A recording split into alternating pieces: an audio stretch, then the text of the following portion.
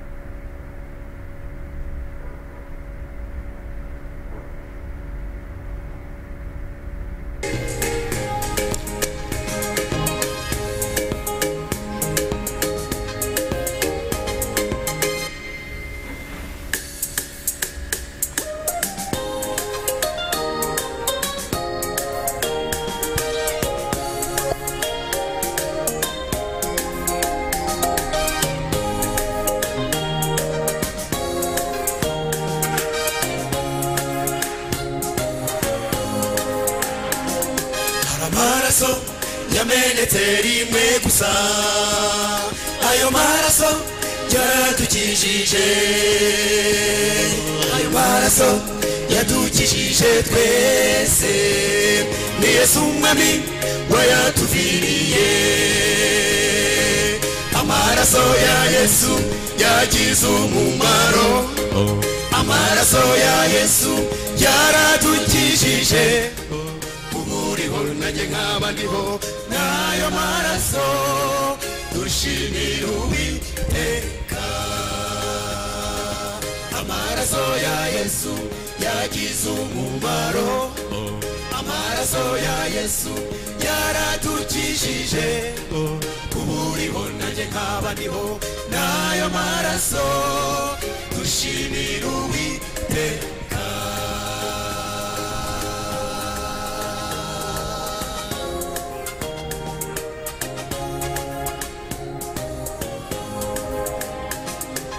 maraso singaya yandi yihene ayo maraso niyo adukiza kuba uriho nanjye nkaba nkiriho nayo maraso atubeshejeho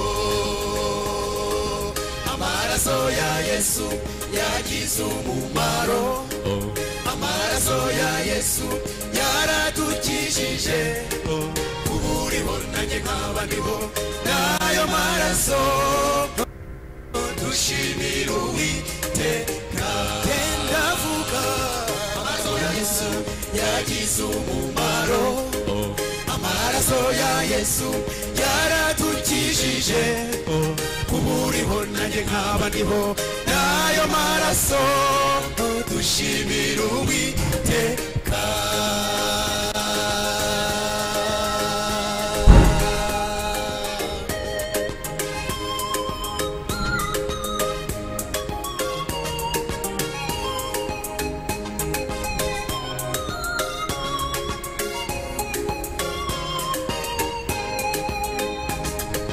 umunezero kubazagera mu ijuru tuzabonana n'umukiza Yesu mbega indirimbo mbega impundu nyinshi zizatwakira tugeze mu ijuru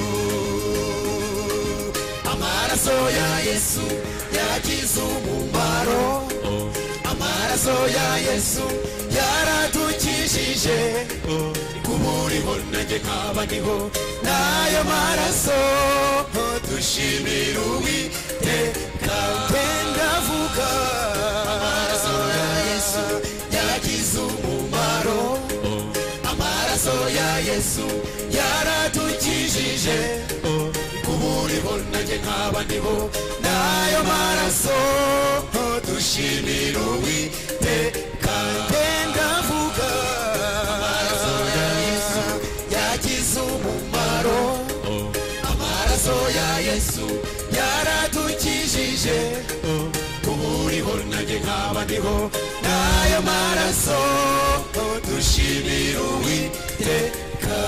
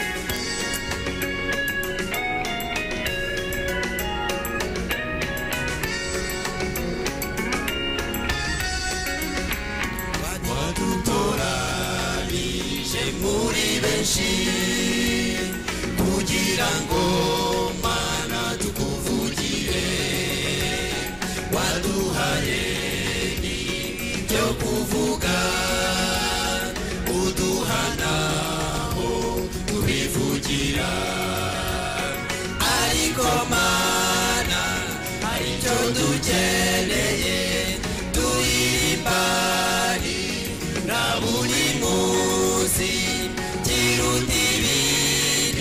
dukenera byose kuvuga ibyiza byo mu ijuru simagere Mana byambabaza kuvuga ubwiza bwawe buhebuje simubone byashengura umutima tugusabye ijuru uzaduha ijuru uzaduhe kubana nawe mu bwami bwawe tugusabye ijuru uzaduha ijuru uzaduhe kubana nawe mu bwami bwawe imbaraga zacu nizibure izawe Mana zigaze muri twe uturinde umutima w'ubwibone tugukorere duciye bugufi ujye udutsindira imitego y'umubiri twishingikirije ku bubasha bwawe imbaraga yawe Mana ikorane natwe kuvuga ibyiza byo mu ijuru simagere Mana byambabaza kuvuga ubwiza bwawe buhebuje simubone byanshengura umutima tugusabye ijuru uzaduha ijuru uzaduhe kubana nawe mu bwami bwawe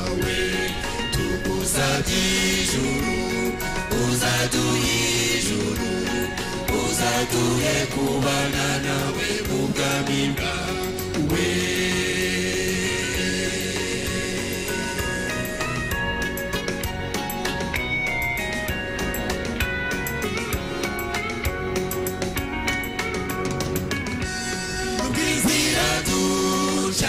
Musirurije ibicanege n'ibyicimurizo, umugambi wacu Mana nukukubona, rukizira ducamo zirurije ibicanege n'ibyicimurizo, umugambi wacu Mana nukukubona, tuzakubone kuvuga ibyiza byo mu ijuru, zimagere Mana kambabaza, kuvuga ubwiza bwawe buhebuje, zimubone byanje buri umutima. Mana uzadui ijuru, uzadui ijuru, uzaduhe kubana nawe mu bwami bwawe, tugusabye ijuru, uzaduhe ijuru, uzaduhe kubana nawe mu bwami bwawe, kuvuga ibyiza byo mu ijuru, zimagere Mana kambabaza,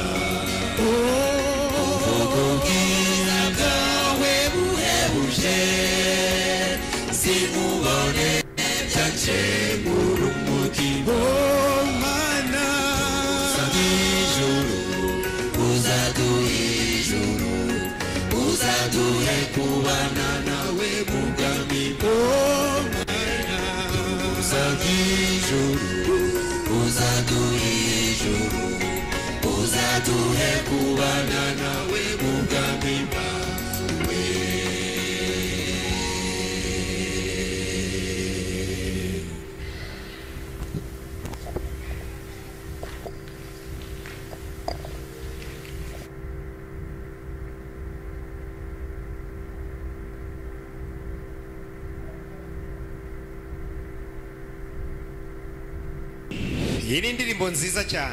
Your church is really blessed because you have a lot of singers.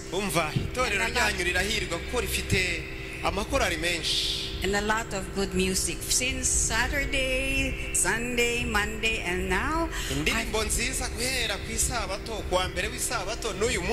I've been listening to so beautiful music. You're very blessed. Thank you, brothers. We will still be hearing more of you this evening. Eh? Okay, good evening, everybody. Are you happy? Oh, yes, we should always be happy. That's why you are here. Because you're happy and want to have happy, healthy family. I have a story for you. There were two friends, Bruno and Crispin.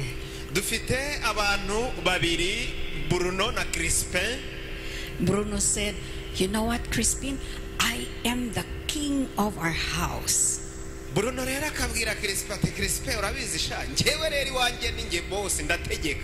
only one shout, everybody is what? Listening. Everybody is silent. Suddenly, Bruno's wife shouted, "Bruno, come home, cook the rice, clean the house, do the laundry." Bruno responded with a shout, "I'm coming now to cook rice." And suddenly everybody is quiet.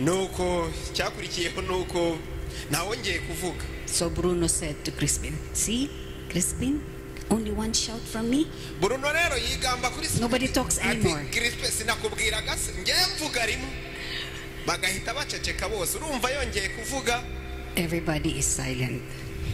nta numwe wari ukivuga. Tonight we're going to talk about who's the boss. Tugiye kwigira hamwe muri uyu mugoroba twibaza tuti mu rugo ninde utegeka? Who is the boss in the house? Mu rugo ninde utegeka? The past nights we were talking about communication, essentials of communication. Mu migoroba yatambutse twigiye hamwe bijyanye n'ikiganiro n'iby'ingenzi mu kuganira. And also 3 ways to say I love you. Kandi twanize uburyo butatu bwo kuvuga kukunda. Do you remember what these things are? Muribuka ibyo ngibyo twize se? How many of you tried to do the principles that we studied? Ni bande se bagerageje gukora umwitozo w'ibyo twize? I'm sure you have found or seen some results, eh? Ndiringira yuko mwabigerageje kandi mwabonyemo umusaruro. Okay, let's see. Who's the boss? The husband says, I am the boss in the house. And the wife says, I am the neck that makes the head move around.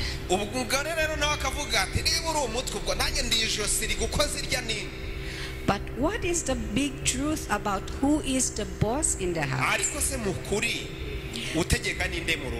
Who should be the boss in God's family?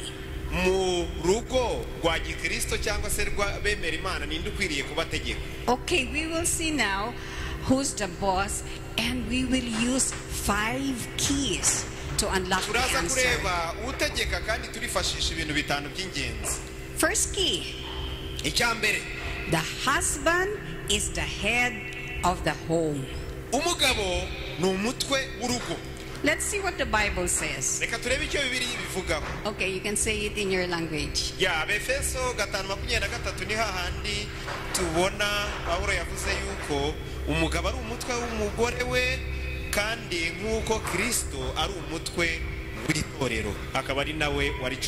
husband is the head of the wife, as Christ is also the head of the church, and he is the savior of the body. Okay, let's see. What is in the head?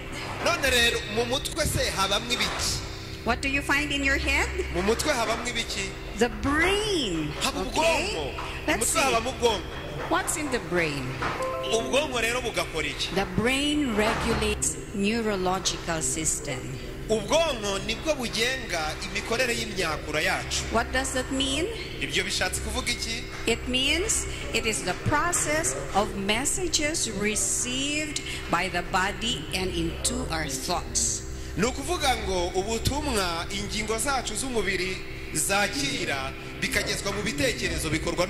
Okay, and it sends motor messages. Do you know how fast the message goes from the body, from the brain onwards to the body?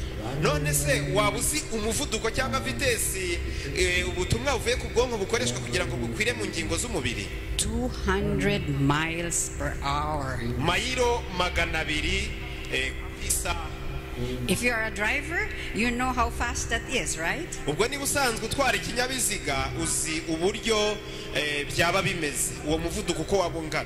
And that's how fast messages travel. Okay, if something happens to you, right? If you touch something hot, what is your reaction?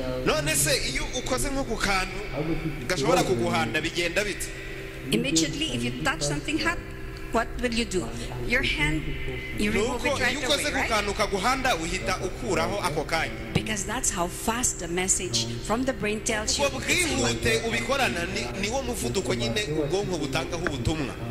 Okay, let's now talk about the head, which is the husband, the head of the family. As the head of the family, what is the function of the husband? He is the protector of the family. He makes sure that nothing happens bad to the family. akora ku buryo nta kintu kibi kibasira urugo. As the head of the family, what else does the husband do? Ikindi kiyongera kuri iki ni ikihe se? The husband is the provider. Ashaka ibitunga urugo. And as the head of the family, he is the what? Spiritual leader. Kandi kiyongera kuba ashakira urugo ibirutunga ni n'umuyobozi w'ibyamwuka mu burugo. Make sure that the family is protected, provided, and in close relationship with God. Bivuga ngo akora ku buryo urugo ruba rurinzwe neza rukabona ibirutunga kandi no mu by'umwuka rukaba rutunzwe. The head is the husband. Umutwe w'urugo n'umugabo. Key number 1. Ubwo rero icyo ni icya mbere.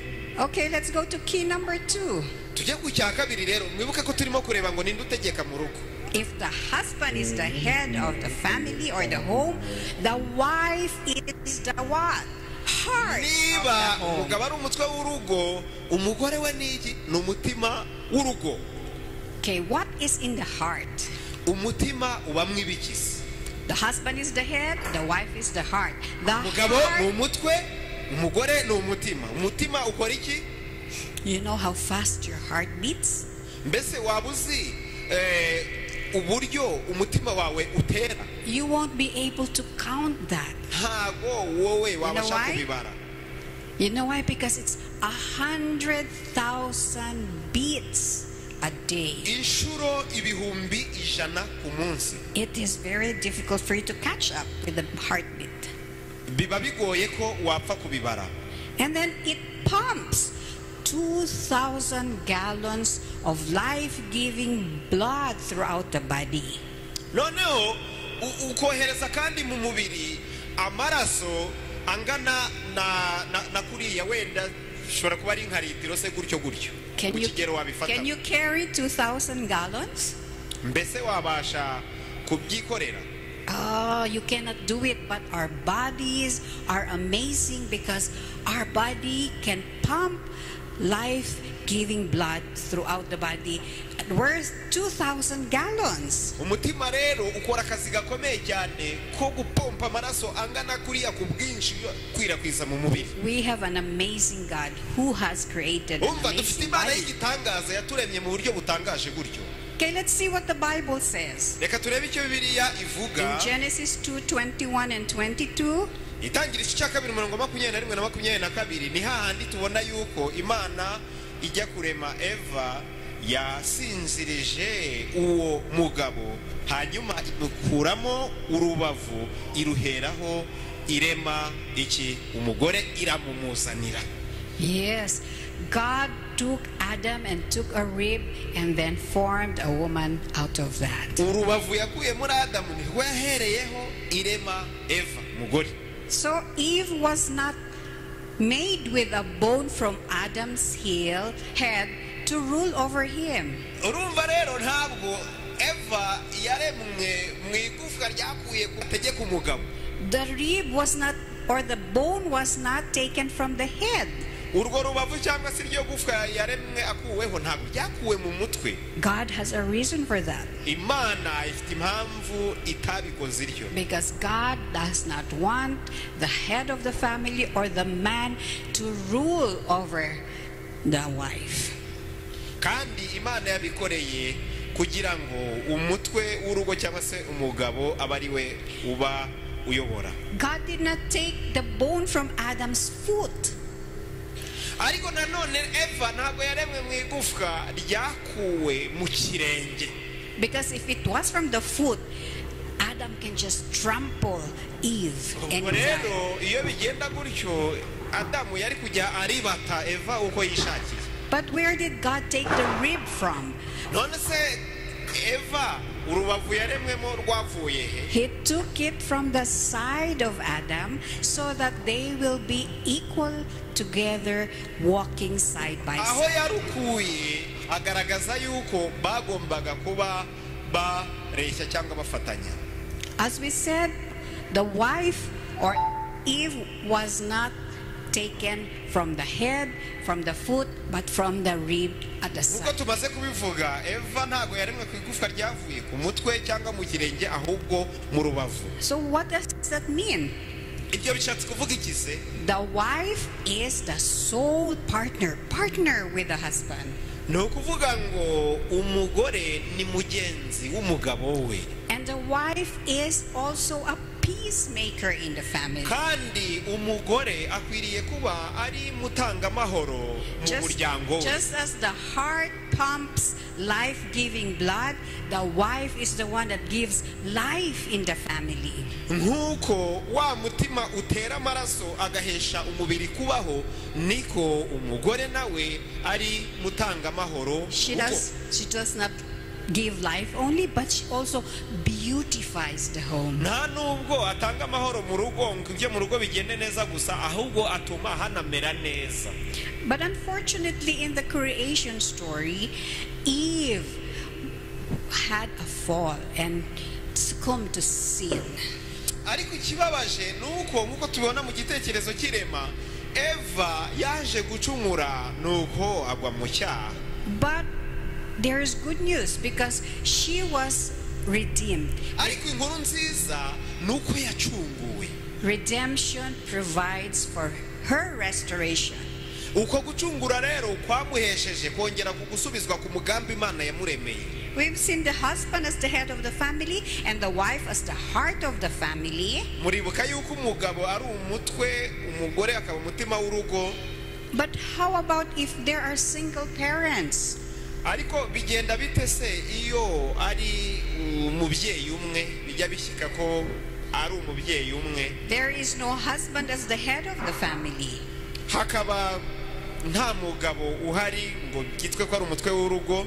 And that's where a single parent faces unique challenge to be both head and heart. Birumvikana ko nk'uwo mubyeyi uba wikoreye iby'urugo ku mutwe we ayuzuza inshingano zo kuba mutima w'urugo akaba n'umutwe w'urugo icyarimwe. But even if that's a situation, God provides and will give strength. Ariko nubwo byamumerera bityo, Imana imuba hafi ikamuyobora, ikamuha ubwenge bwo kubikora, ikamuha n'imbaraga zimushoboza. Strength and wisdom to be able to become the head and the heart. Ikamuha ubwenge n'imbaraga zo kumubashisha kuba umutima w'urugo n'umutwe w'urugo icyarimwe. The Bible gives a comfort in that. If any of you lacks wisdom, let him ask of God, who gives.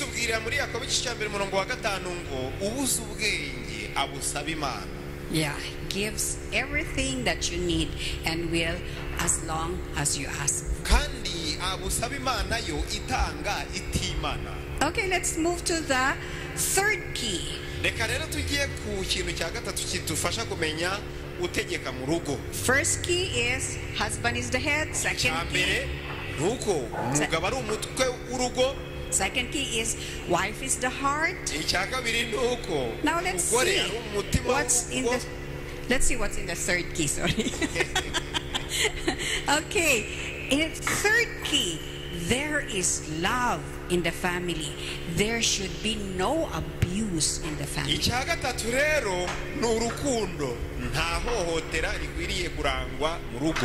Here is the magic of marriage. At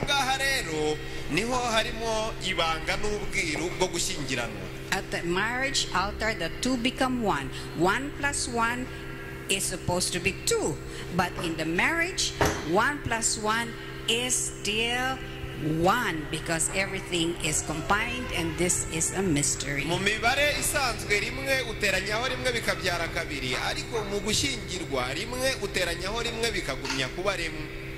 Yeah, the Bible says, for this reason, go ahead.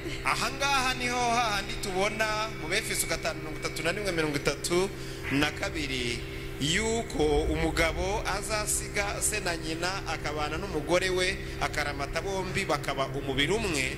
Pawulo akavuga ati umva ubu n'ubwira butangaje. When a husband and a wife gets married, they go away from their house, leave their father and mother, and live together as one. Umugabo n'umugore basiga inzu z'ababyeyi babo bakaza kubana mu rugo rumwe bakaba umubiri umwe. The key number 3 that says love no abuse. wibuke ko icya gatatu turiho kiravuga ngo habe urukundo he kuba ihohotero. Since the husband and wife are combined as one in the mystery of God, they should not, or one spouse should not abuse or have the liberty bitewe to use the other.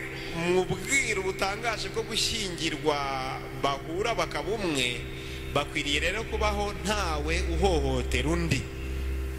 In God's family, remember, there is no abuse. mu muryango w'abubaha Imana nta hohoterwa rikwiriye kuharangwa. There should no physical abuse be done and damage the spouse's body. nta hohoterwa rikorewe ku mubiri rikwiriye kuharangwa. There should not be any verbal abuse by hurtful, destructive nta words. nubwo hakwiriye kubaho ihohoterwa rishingiye ku magambo atesha agaciro cyangwa akomeretsa umutima. And there should not be any sexual abuse that devalues or distorts the spouse's sexuality. kandi nta nubwo hakwiriye kubaho ihohoterwa rishingiye ku buryo bakoresha imibiri yabo mu buryo Imana yabageneye nk'abashakanye. What if there is abuse? none byagenda bite se habayeho ihohotera? There is still hope. mu by'ukuri byaba ariko haracyari ibyiringiro. If there is abuse happening, you should confront the one who is abusing and say, I will not take this any longer. ubwo rero ikiba gikwiriye kuba ni uko uhohotewe akwiriye kwegera uwo muhohote akavuga ati ibi rwose ukwiriye kubihagarika. And if life is in danger, one should find safety. ariko haba n'ubwo ubuzima bw'uhohoterwa buba bugeraniwe akaba yareba uko akiza amagara ye. One should go to a place of safety and also get professional help.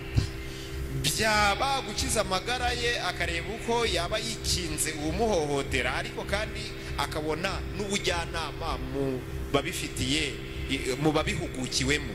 Okay, so let's go now to key number 4. reka rero tujye ku cya kane. Review. Key number 1 is ibuka ko icya mbere husband is the head of the family. Key number umugabo 2, ni umutwe w'urugo. icya kabiri wife is the heart of the home. umugore ni umutima w'urugo. And number 3, there is love and no icya gatatu abuse. tubonye ko hakwiriye kuranga urukundo ntihabe ihohoterwa. Let's see what number 4 is. reka turebere n'icya kane. There should be mutual submission. hakwiriye kubaho kubahana no kugandukirana. There is no boss, there is no heart, there is no all by itself. It should be together as one. ubwo rero nta ndategetse nta ndavuze ntaki, habaho kugandukirana. Okay, let's see what the Bible says. bibiliya ivuga iki mu Befeso 5:22-24? bagore mugandukira abagabo banyu nk'uko mugandukira umwami wanyu. kandi bigakomeza bivuga nuko itorero naryo rigandukira Kristo, niko abagore bakwiriye kugandukira abagabo babo. So wives, you have an obligation to your husbands. bagore rero hari icyo mugomba abagabo banyu. Let's see what else the Bible says. ariko Husbands, reka tunarebe icyo bibiliya ikomeza ivuga. ubu rero hatahiwe kubwirwa abagabo mukunda abagore banyu nk'uko Kristo yakunze itorero akanaryitanga. so it's both ways. Wives, submit to your husbands, and husbands, love your wives. urumva ntibireba umwe ngo bisiga undi. umugore arebwa no kugandukira umugabo, umugabo nawe akarebwa no gukunda umugore. So why should we do that? ariko se kuki biba bigomba kugenda bityo? Because we have Christ, our example of submission. bitewe n'uko Kristo niwe dufataho icyitegererezo cyo kuganduka. Question: did Christ submit to the needs of his church? reka noneho twibaza ikibazo, mbese Kristo yashyize ibye ku ruhande yita ku by'itorero rikeneye? The answer is yes. Submission to the point of dying for her church. igisubizo ni yego, yarambitse ibyo hasi yitangira iby'itorero kugeza ripfiriye. So from Christ's example, the husband should submit to the needs of his wife to the point of dying for her. ubwo rero bikavuga ko umugabo akwiriye nawe kwitangira iby'umugore wakeneye kugeza ko yanamupfira. Okay, this is mutual submission. And the key statement is submitting yourselves to one another in the fear of God. Iki rero twarebaga n'icyo kugandukirana no kubahana, kandi ingingo nyamukuru irimo nk'uko hariya mu Efeso habivuga 5:21 ni ukugandukirana mu mwami. Okay, the key word there, because you fear God, you love God, you need and you have to submit to each other as husband and Ibyo wife. rero bivuga ngo mu kugira Imana nyambere ukayubaha bizakugeza no mu kugandukira no kubaha mugenzi wawe. We have the husband as the heart. We have the wife, the husband as the head, and the wife as the heart. This should go together. Dufite rero muri ruriya rugo umugabo nk'umutwe w'urugo, umugore nk'umutima w'urugo, ubwo rero bagomba kugendana. If the head and the heart goes together, is there going to be any boss in the house? None se niba umutwe n'umutima birimo kugendana neza neza, ubwo harya ninde urimo gutegeka? No, there won't be any boss, because husband is the head, wife is the heart. They both work together. Ni nkaho nta mutegetsi uhari, kuko umutwe w'umugabo arakora ibimureba n'umugore gutyo bakajyanirana. Okay, God's happy family. How is it? In God's happy family, there is no boss. Mu muryango rero unezerewe w'abubaha Imana bigenda bite? Nta mutegetsi ubuhari. But there is one, a master. Ariko kandi haba hari umuyobozi. Who is that master? Abarinda uwo muyobozi Jesus Christ. uwo ni Yesu Kristo, niwe uba ari umutware w'urwo rugo. Okay, let's see. The key number 5. Love triangle. Reka rero turebe icya gatanu, iriya mpande eshatu y'urukundo. Sometimes when you say about love triangle, this gives a negative connotation. Haba ubwo iyo uvuze mpande eshatu y'urukundo byumvikana nabi. But this love triangle in a happy Christian family is God on top and the husband and the wife at the base of the triangle.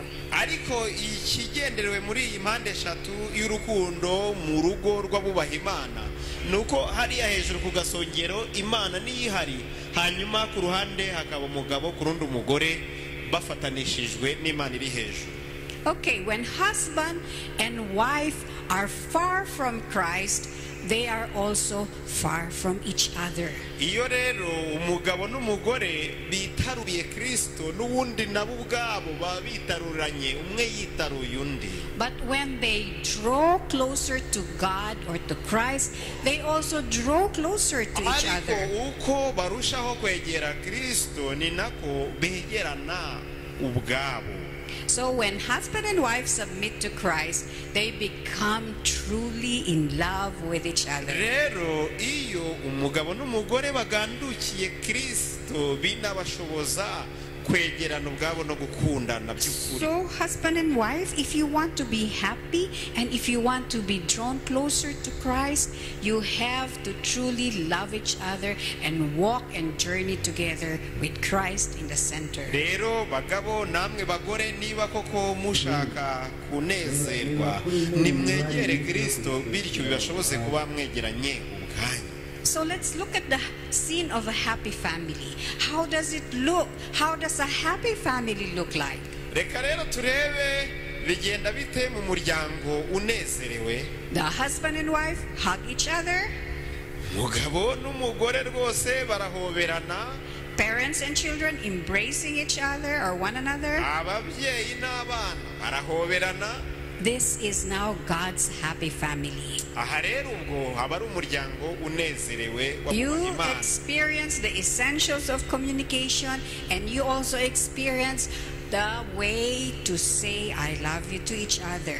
Isn't that what you want? ubwo rero bijyanirana na bya bindi twabonye byo kumenya uburyo nyabwo bwo kuganira ndetse no kumenya uburyo bwo kuvuga ndagukunda. I'm sure all of you here seated, you are here because you want to be happy, you want to have a happy family. Ntashidikanya yuko mwese muri ahangaha mukeneye kugira imiryango inezerewe. This world is a world full of so many things that distract us. Iyi si yuzuye ibintu biturangaza byinshi. But we want to be a happy family. Ariko uko byagenda kose wifuza kugira umuryango unezerewe. Yeah, we may face challenges.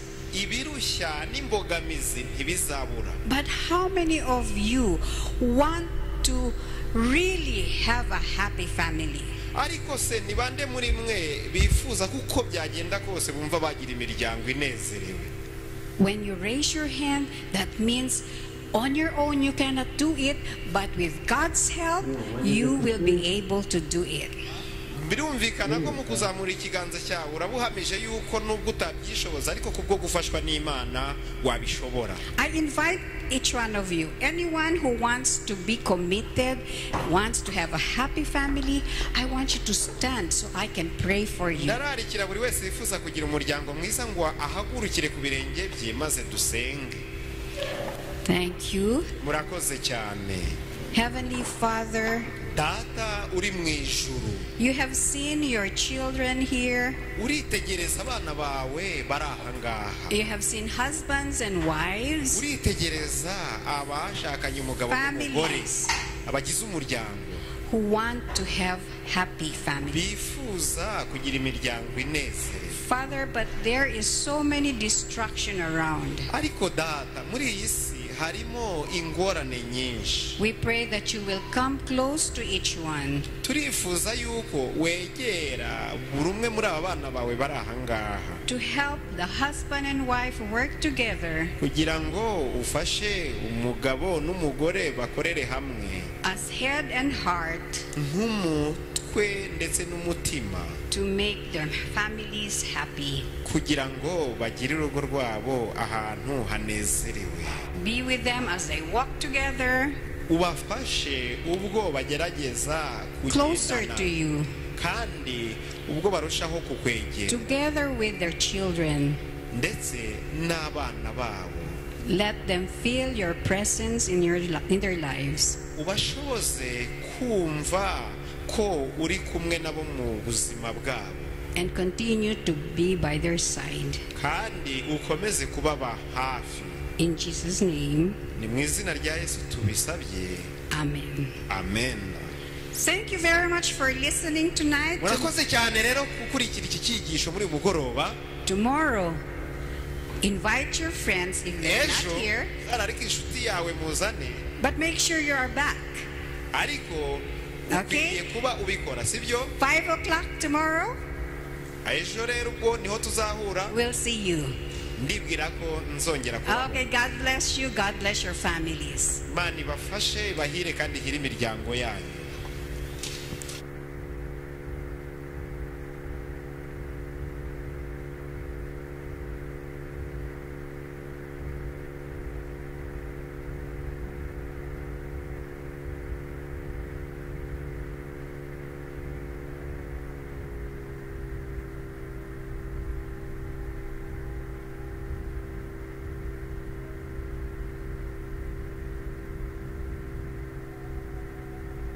Muryango, Imana yo mu ijuru bongerera impano mu izina rya Yesu.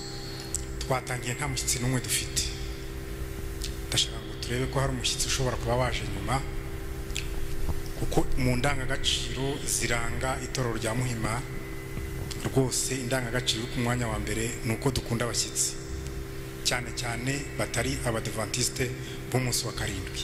Ese hari ababa baje nyuma tumaze kwakira nabo tukabakira tukabaha ikaze kugira ngo banezezwe no kuba mu nzu ya se?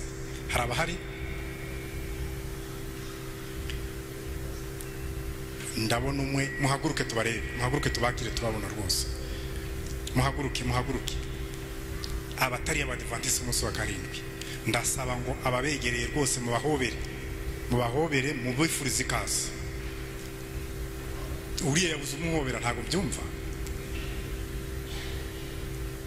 Noneho rero mukibahobeye mu batambutse mubazane hano hafi hano kuri izi ntebe aha ngaha imbere. Babakitsi bamwe mwahobeye mubazane bicare hano hafi be kujya rwose bashishoza kandi baje mu nzu ya se aha imbere rwose.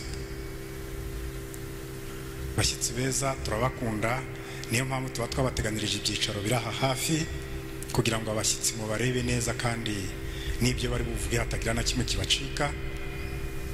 Mu gihe rero baje ntimukazajye mubasigaye mubasize bagira ipfunwe bonyine, mujye mubicara uruhande mugumane nabo kugira ngo nibagira n'icyo badasobanukiwe bakibabaze mubafashe. Reka rero muri wa muco mwiza wo gukunda abashyitsi munyemerere twakira abashyitsi mu izina rya Yesu. Turabakiriye mu izina rya Yesu. Imana ibahe umugisha. Amen.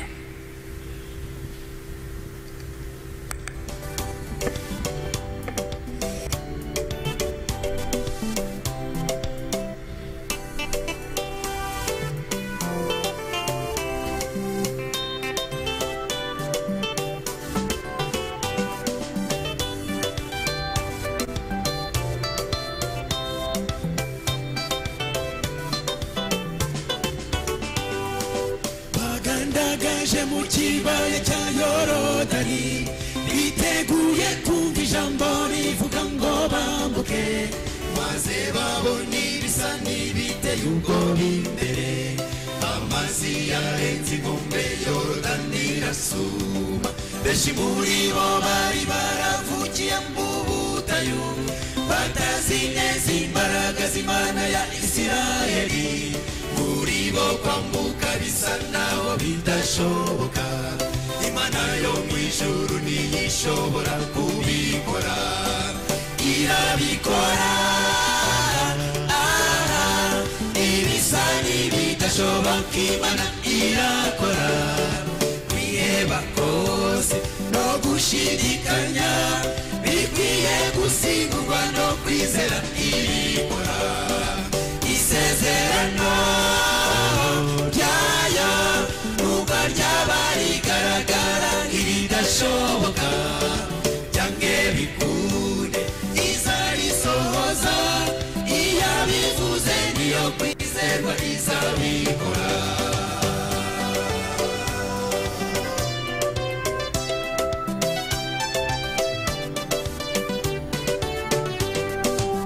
Kibaya cyatura abasore batatu, uko bangaga gusenga igishushanyo cy'izahabu. Umwami yategetse kwenyegeza itanura, ngo babajugunye mu muriro bashye bakongoke. Ntibasobanukiwe n'Imana ya Isirayeli, yayindi ikora mu bisa naho bidashoboka. Ku kibatsi cy'umuriro babonamo abasore batemera kandi bari kumwe n'undi wa kane. Irabikora, ibisa n'ibidashoboka Imana irakora. Kwiheba kose no gushidikanya bikwiye gusimburwa no kwizera ibikora. Isezerano ryayo nubwo ryaba rigaragara nk'ibidashoboka, byange bikunde izarisohoza, iyo abivuze niyo kwizerwa izabikora.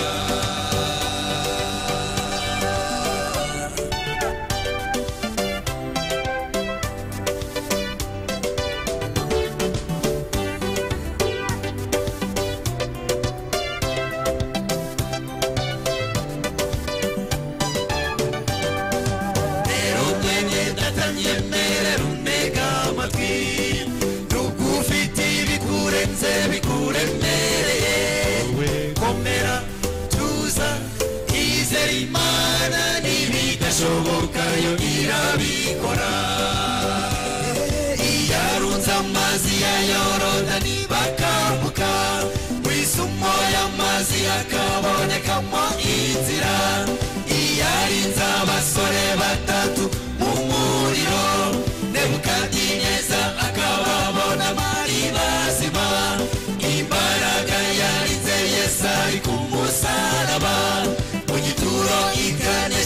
isakazuka n'insinzi irabikora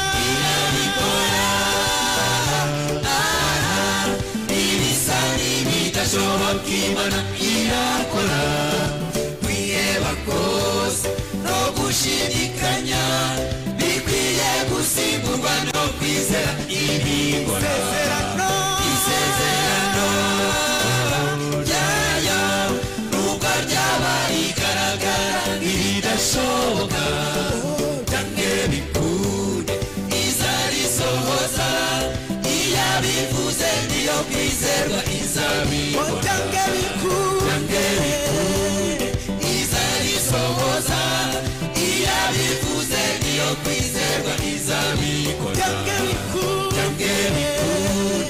izarisohoza iyo abivuze niyo kwizerwa izabikora.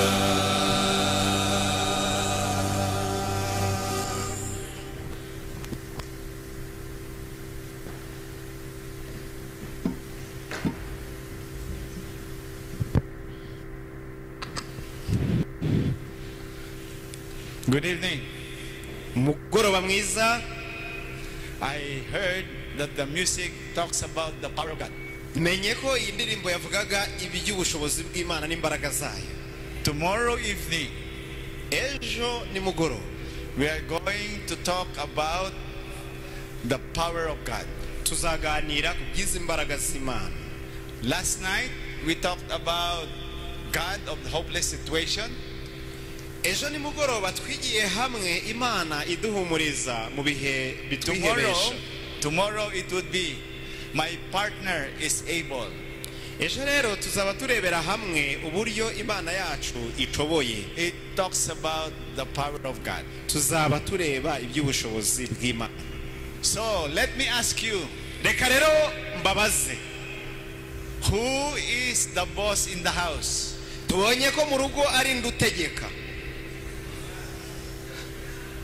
Can I say I am the boss of the house? Mvuge se ko ari nge umutegetsi w'urugo? You know what? In our house I'm the boss. Ariko se murabizi ubundi iwanje ni nge mutegetsi. Because my wife said so. Bitewe nuko umugore wanje ariko abivuze. You didn't get the joke. Ntago mwumvise neza agakoryo nkoze. There was a story actually. Hari inkuru. This is just a story. It's not true, but it's a story. Let me just share with you. Iyi ni inkuru ariko muyumve nyine nk'inkuru. When all the people in heaven were gathered together, igihe abo mu ijuru bari bateraniye hamwe bose, Saint Peter said, all the men that were not under the control of the wife, go to the right. Under the control of the wife. Go to the right. Ubwo rero uwera Petero aravuga ati abagabo bazi ko bategekwa n'abagore mwese hari iburyo.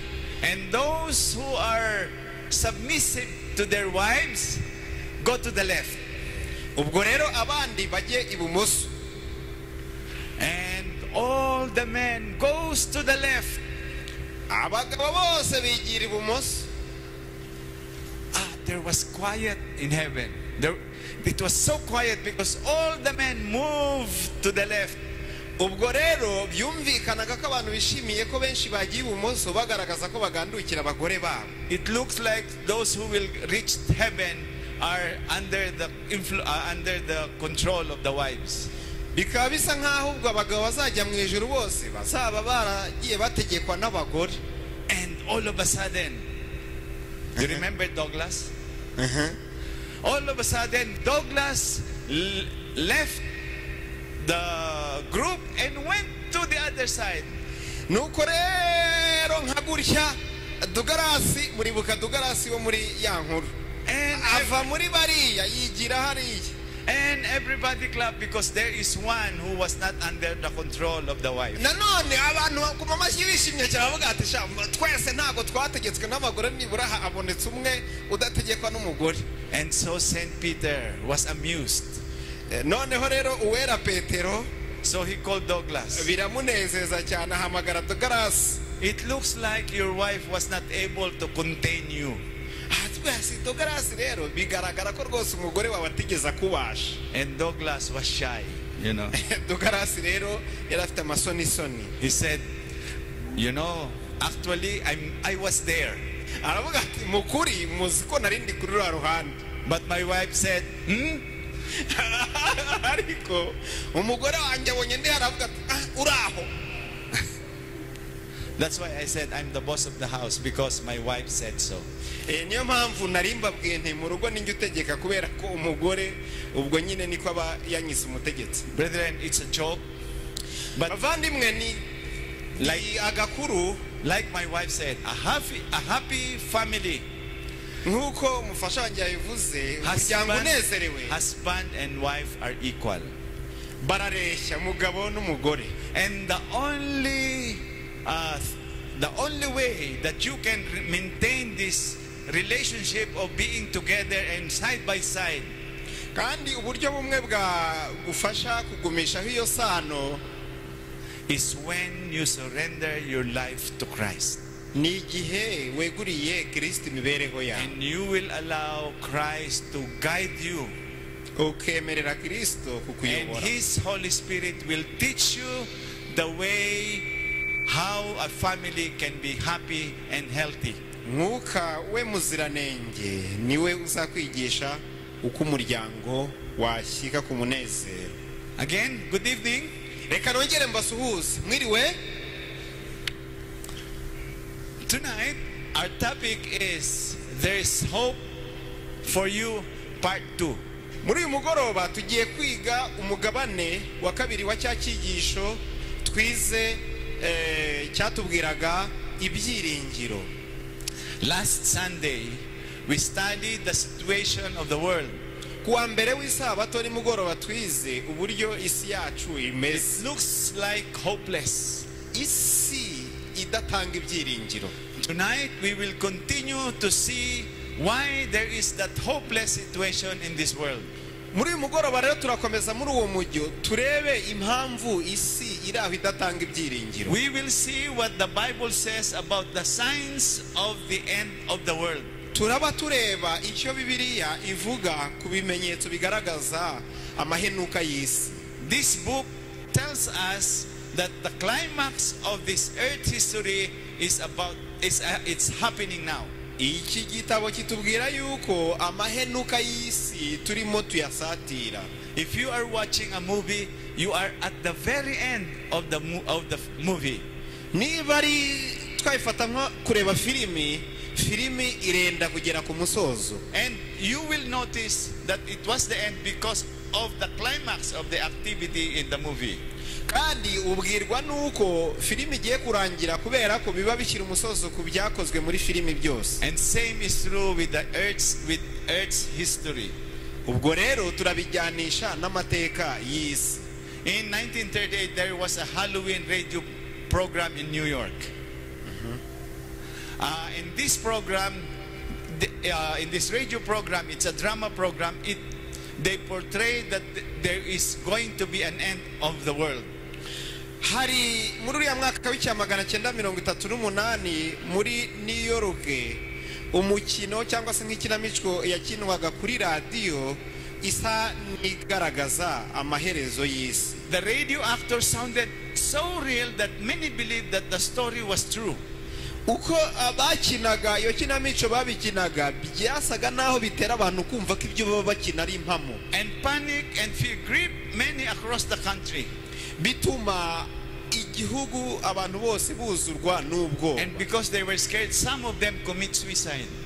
Nuko bituma benshi biyahura. Some of them went to a remote place of the country. Benshi bahunga ibice bari batuyemo bajya ahantu kure mu bipfukiraniyo. The Navy canceled their shore leave because of fear that it would be the end of the world. Yewe n'abasirikare babaga mu mazi nabo bagiye bava ku myaro babaga bariho nabo bakagenda bavuga bati isi iturangiriyeho. But it was all fiction. Ariko ibi byari umukino muhimbano. There was no real threat of the world at the time.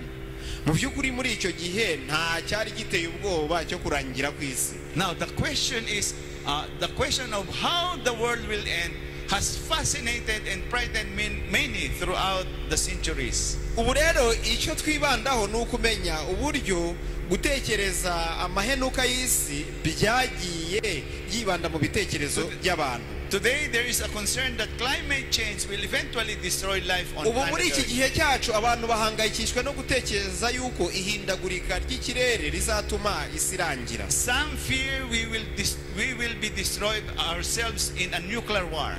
Hari n'abavuga baterega isi izarimburwa na beneyo binyuze mu bitwaro bya kirimbuzi. Some fear of a worldwide pandemic. Hari n'abatewe ubwoba n'icyorezo cyiza kikibasira isi yose. We just finished one.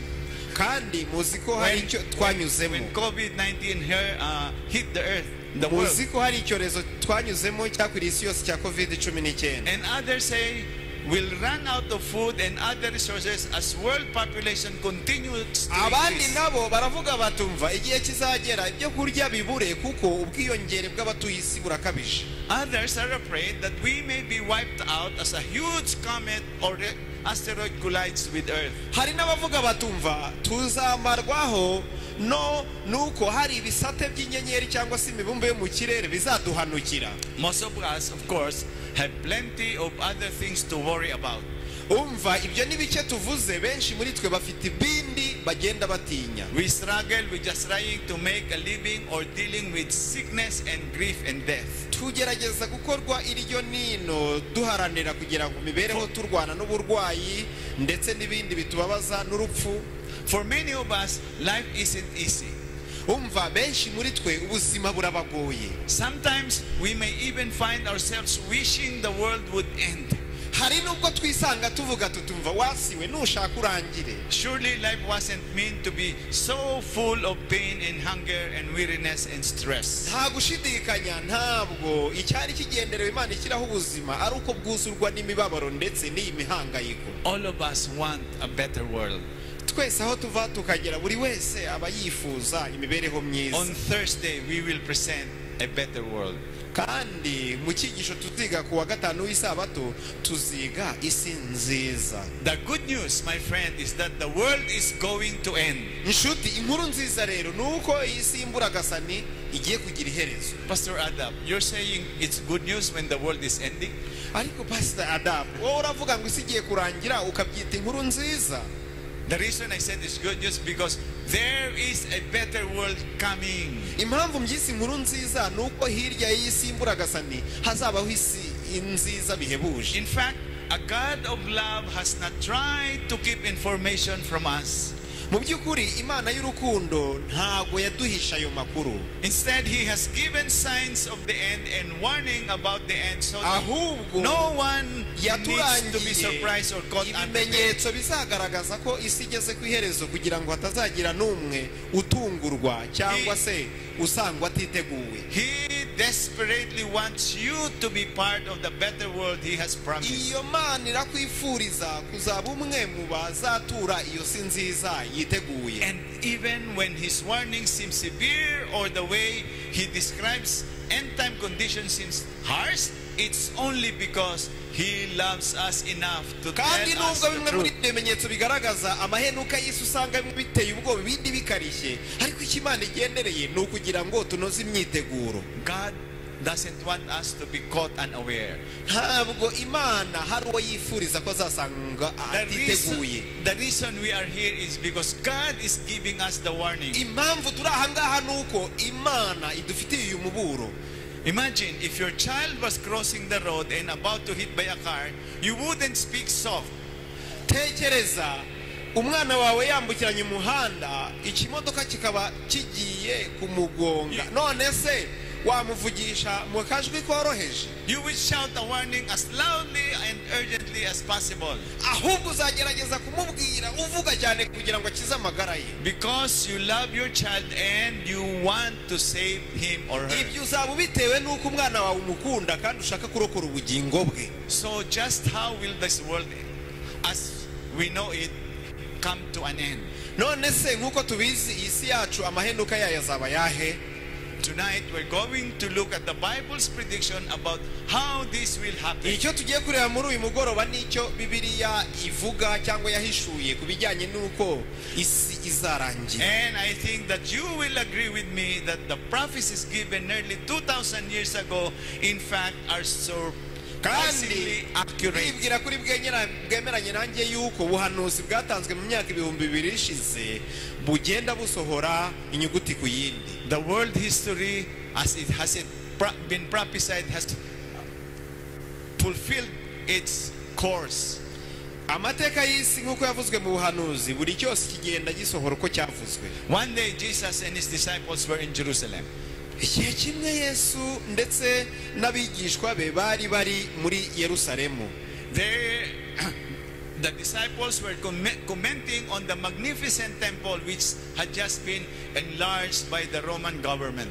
Abigishwa ba Yesu barimo bamwiratira inyubako y'urusengero rwabo nziza. So gazing in this incredible building, Jesus made a startling statement to his disciples. Yesu rero yitegereje iyo nyubako y'agatangaza ababwira amagambo akurikira. Matthew 24:2 says, "Do you not see all these things? Assuredly I say to you, not one stone shall be left here upon another." Matayo 24 umurongo wa 2 Yesu arababwira ati ntimurebe ibi byose.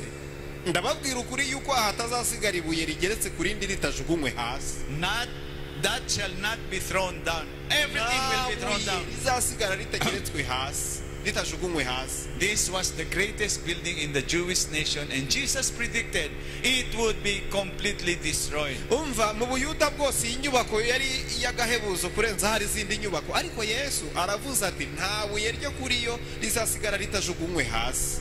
You know, as they follow Jesus up in the Mount of Olives, they ask him the question that all of us would have asked. Bakomeje kuba hamwe na Yesu rero ku musozi w'imizeti niko kumubaza bati none se tubwire. Tell us, when will these things be?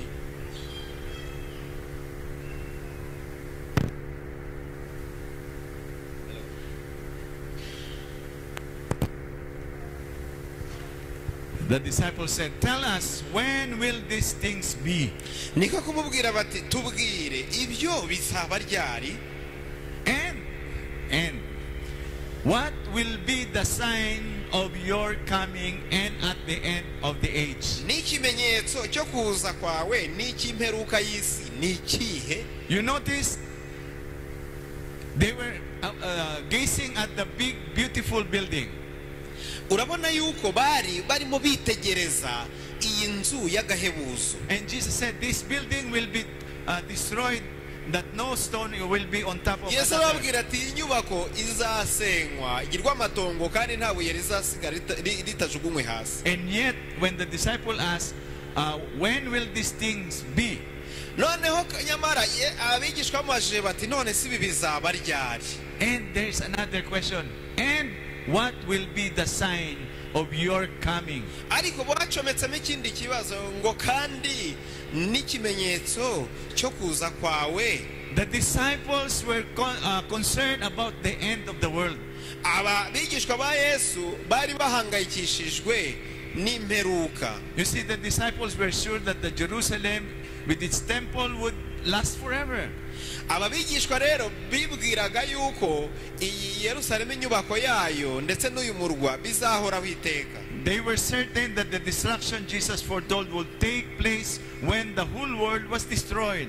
Ubwo rero bo bibwiye ko uko kurimburwa cyangwa gusenywa kw'inzu Yesu yaravuze bizabaho ku munsi w'imperuka. But as we study this passage more closely, we find that Jesus was actually speaking about two different events. Ariko iyo usomye uyu murongo ukawunonosora ubona yuko mu kuvuga kuriya Yesu yaravuze ibintu bibiri bitandukanye. One of them was his second coming, his return to earth in glory, and the establishment of an everlasting kingdom here on planet Kimwe Earth. muri byo cyari ukugaruka kwe aje mu ikuzo no mu bwiza maze akimika ingoma idashira. And the other one, however, was one that would be seen by many of the people alive at that time. it was the destruction of the city of kandi Jerusalem. icya kabiri yaravuze ndetse cyari kubonwa na benshi mu bari bariho icyo gihe yabwiraga cyari cyo gusenywa kwa rura rusengero rw'i Yerusalemu. And this has happened according in Matthew 24:6. Therefore, when you see abomination of desolation spoken of by Daniel the prophet, kandi ibi byaje gusohora nk'uko yabivuze Matayo 24:15-16, ariko ubwo muzabona ikizira cy'umurimbuzi cyahanuwe n'umuhanuzi Daniel gihagaze ahera ubisoma byitondere, icyo gihe abazaba bari Yudaya bazahungire ku misozi. standing in the holy place, whoever reads, let him understand. Aha, avuga ati ibyo mvuze ubisoma byitondere. And so, according to the Jewish historian Eusebius, dushingiye ku byo umunyamateka w'umuyuda witwa Eusebius yavuze, in the year AD 66, approximately 33 years after Jesus gave his mu prediction, mwaka wa 66 nyuma ya Kristo, ni ukuvuga ucishirije n'imyaka 33 Yesu asubiye mu ijuru. the Romans under Sitius, the Roman governor of Syria, came to put down a rebellion that had broken out in Jerusalem. Uwo munyamateka yavuze yuko abasirikare b'abaroma bari bayobowe n'umugaba w'ingabo Sestius mu gihe bari boherejwe n'umuguverineri w'Isiriya baje muri Yerusalemu kurwanya ubwigomeke bwari bwahadutse. As they lay siege against the city, however, the city withstood the ravages of the Roman army. Igihe rero bamaraga igihe bagose uwo mujyi wabashije kwihagararaho. And finally, the Roman armies withdrew, despairing actually being able to take the city. Icyaje kuba nuko amaherezo izo ngabo zasubiyeyo, uwo mujenerali yashubije ingabo ntacyo atwaye uwo In mujyi. 66 AD, the city of Jerusalem was completely destroyed, just like what Jesus predicted. Ariko noneho mu mwaka wa 70 uwo murwa waje gusenywa nk'uko Kristo yabivuze. What about the magnificent temple? Ibya rwa rusengero byaje kugenda bite? Titus, the Roman general in charge of taking the city of Jerusalem, had given orders to save the temple, but one of his soldiers threw a light torch through the door, and the temple was soon Umugaba w'ingabo raging in fire. z'Abaroma Titus yari yatanze itegeko ko ntacyo batwara ruriya rusengero, ariko umusirikare umwe yabikozeho. When Christ said, it happens. Ariko icyo Kristo yavuze kiba kigomba kuba. And this is what Jesus talked about the second part of Jesus' prophecy. Jesus gave a number of clear signs that would take place before the destruction of Jerusalem and before the end of the world. Kandi Yesu yatanze ibimenyetso bigiye bitandukanye bizabaho biganisha ku kurimburwa kwa Yerusalemu ndetse bikanabanziriza amahenuka y'isi, so that his followers could know when the time was very near. Ibyo yabikoreye kugira ngo abayoboke be bazamenye ko igihe cyegereje. And we would do well to pay attention to his prediction. Twakabaye rero twitonda tukita kuri ibyo bimenyetso twahawe. Here it is. First, Matthew 24:7. Matayo 24:7 icya mbere tubona. For nation will rise against nation and kingdom against kingdom. Kuko ishyanga rizatera irindi shyanga n'ubwami bugatera ubundi bwami. And there will be famines, pestilence, and earthquakes in various places. Kandi hazabaho inzara n'ibyorezo ndetse n'ibishyitsi cyangwa imitingito hamwe na hamwe. Recent decades have seen the rise of bloodshed and wars.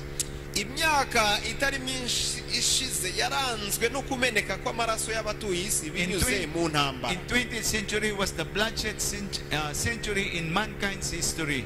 Ikinyejana cya 20 cyamennye amaraso menshi y'ikiremwa muntu. Imagine 70 million perished just in the two world wars. Tekereza ko ziriya ntambara ebyiri z'isi ya mbere n'iya kabiri hatikiriyemo abarenga miliyoni 70. In the most scientifically advanced and educated societies, we still have violence and hatred and bloodshed. No muri iyi si twirata ko twateye imbere dufite ikoranabuhanga kandi twize cyane, amaraso y'abantu aracyameneka binyuze mu bugizi bwa nabi n'izo ntambara. This is one of the signs of the times. Icyo ni kimwe mu bimenyetso by'ibihe. Right now we have the Russia-Ukraine war. Ubu tunavugana, reba iby'Uburusiya na Ukraine. In Israel we have a war. Iriyo hirya muri Israeli na Gaza hari intambara. And Iran wants to attack Israel. Iran ibishugumbwa gutera Israeli. Wars and rumors of wars.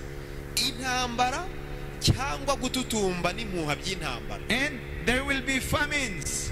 Kandi yaravuze ati hazabaho n'inzara. There would also be a rise of suffering cause of natural disaster.